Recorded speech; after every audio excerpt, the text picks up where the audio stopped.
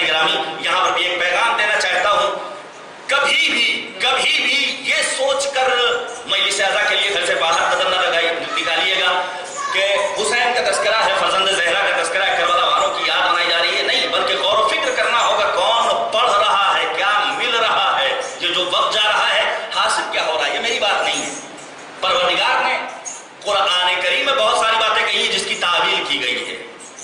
لوگ سوال کرتے ہیں کہ سرکار حجت کا نام قرآن میں کیوں نہیں؟ کل میں نے بیان کر دیا 265 آیتیں قرآن کریم میں سرکار حجت کے سلسلے میں، لیکن براہ راست نہیں، اور اس کے پیچھے 3 علتیں بیان کی تھیں کہ نام صراحتاً کیوں نہیں پروردگار نے بیان کیا ہے۔ تعبیریں بیان ہوتی ہیں۔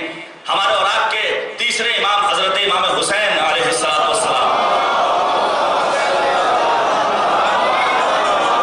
سید الشہداء نے فرمایا ان للقرآن ظاہرا و باطنا فلبطنہ بطن الی 7 ابطن۔ توجہ کیجئے گا، قرآن کا ظاہر، قرآن کا باطن، قرآن کے باطن میں باطن پایا جاتا ہے، یہاں تک کہ 7 بطون پائے جاتے ہیں۔ ہم اور آپ تو اس کو نہیں سمجھ سکتے۔ ہم اور آپ تلاوت کر لیں، جیسا کہ کل 7 اور 8 مراحل آپ کے لیے بیان کیے تھے، نہیں پڑھ سکتے ہیں، دیکھنا ہے، سننا ہے، قرأت کرنا ہے، ترتیل سے پڑھنا ہے، تفکر و تدبر کرنا ہے، تمسک کرنا ہے، قرآن پر عمل کرنا ہے، یہ وہ مراحل ہیں۔ لیکن تعویل کون کرے گا؟ ان للقرآن ظاہرا و باطنا، جو قرآن کی تعویل کون بیان کرے گا؟ یقیناً حقیقی وارثان علم پروردگار یعنی ائمہ اطہار علیہم السلام تعویل بیان کریں گے۔ توجہ کیجئے گا، پروردگار نے قرآن کریم میں آواز دی فَلْيَنْظُرِ الْإِنسَانُ إِلَىٰ طَعَامِهِ، انسان اپنا کھانا دیکھے۔ اس کا ترجمہ کیا ہے؟ فَلْيَنْظُرِ الْإِنسَانُ إِلَىٰ طَعَامِهِ، انسان اپنا کھانا دیکھے۔ کیا مطلب؟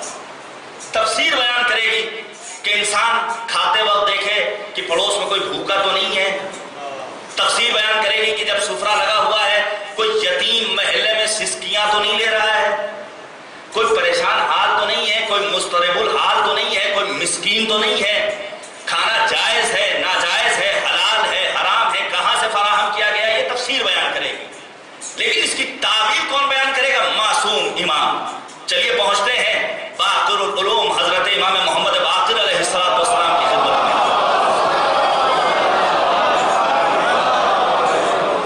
مولانا امام باقر نے اس کی تعبیر بیان کی فَلْيَنْظُرِ الْإِنسَانُ إِلَىٰ طَعَامِهِ، اس کی تعبیر بیان کی فَلْيَنْظُرِ الْإِنسَانُ إِلَىٰ مَنْ يَتَعَلَّمْ عِلْمَهُ۔ بات ہو رہی کھانے کی، امام باقر کہہ رہے انسان دیکھے کہ وہ تعلیم کس سے حاصل کر رہا ہے۔ میں ایک پیغام آپ تک پہنچانا چاہتا ہوں، بزرگوں سے دعاؤں کا خواہاں ہوں۔ پروردگار کہہ رہا ہے کہ اپنے کھانے کو دیکھو۔ امام باقر اس آیہ کریمہ کی تعویل کر رہے ہیں کہ انسان دیکھے کہ وہ تعلیم کس سے حاصل کر رہا ہے۔ اب یہاں پر سب سے پہلے والدین کرام ایک پیغام دینا چاہتا ہوں۔ ہم اور آپ ناز کرتے ہیں کہ ہمارا بچہ کانوینٹ اسکول میں پڑھ رہا ہے، ٹیوشن فیس اتنی دے رہے ہیں، اتنی سواری کا پیسہ خرچ ہو رہا ہے، اتنی اس کی ماہانہ فیس جا رہی ہے، اور اس کے بعد نالا نظر آتے ہیں، کہنا نہیں مانتا ہے، واجبات نہیں انجام دیتا ہے، بے دینی پائی جاتی ہے۔ پروردگار کے اس منتخب بندے باقر العلوم نے آواز دی پہلے یہ دیکھو کہ تعلیم کس سے حاصل کر رہے ہو، تعلیم کس سے حاصل کر رہے ہو۔ اگر اسکول بھیجنا ہے تو پہلے گھر کے ماحول کو دیندار بناؤ۔ توجہ کیجئے گا عزیزان گرامی، با تربیت بچے کو اسکول کے سپرد کرو گے تو وقت کا عظیم اور رہبر بن کر نگاہوں کے سامنے آئے گا۔ اگر تم نے بے تربیت افراد کو اسکول کے سپرد کر دیا تو یقیناً تعلیم تو ہوگی لیکن تربیت نہیں ہوگی، پھر نتیجے میں اس تعلیم کے نتیجے میں بموں کو بنایا جائے گا، میزائلوں کو بنایا جائے گا، ہتھیاروں کو بنایا جائے گا۔ بستیاں ویران کرنے والے افراد جاہل نہیں ہیں بلکہ وہی ہیں جو بے تربیت تھے، تعلیم سے آراستہ تھے۔ نہیں اور مثال واضح کر دوں، مجھے یاد آتا ہے ظاہراً بانی تنظیم خطیب اعظم علامہ غلام عسکری اللہ مقامہ کی یہ مثال ہے۔ اگر میں اشتباہ نہ کروں، الفاظ میرے ہیں، مفہوم ان کا۔ وقت ہو چکا ہے گھر پر دودھ لانے والے کا، لیکن گھر پہ اماں موجود نہیں ہے، کم سن بچہ ہے، اور دن میں مثال کے طور پر وہ دودھ دینے والا دودھ لے کر آیا ہے۔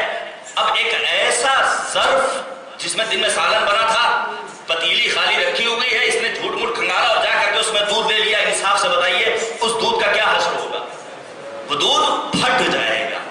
इसका मतलब ये हुआ कि अगर दूध की सालिमियत चाहिए तो ज़र्फ को पाकीज़ा बनाना होगा।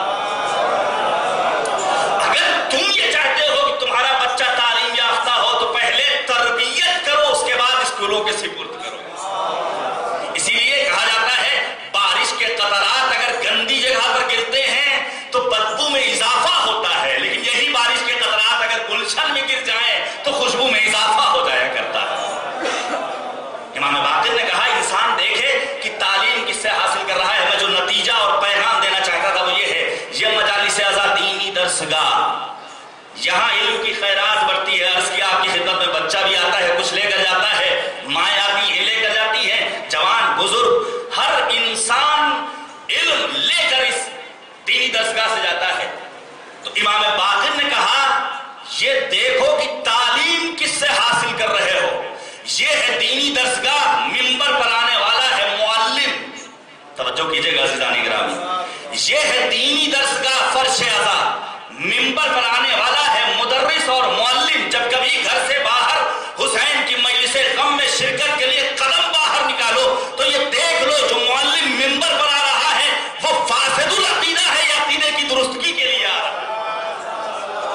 अगर अक़ीदे की दुरुस्तगी के लिए आ रहा है तो आपका आना यकीनन बाइस अजर व सवाब है, वगरना इंदल्लाह परवरदिगार की बारगाह में जवाबदेह होना पड़ेगा। उसे तो जवाब देना ही देना है।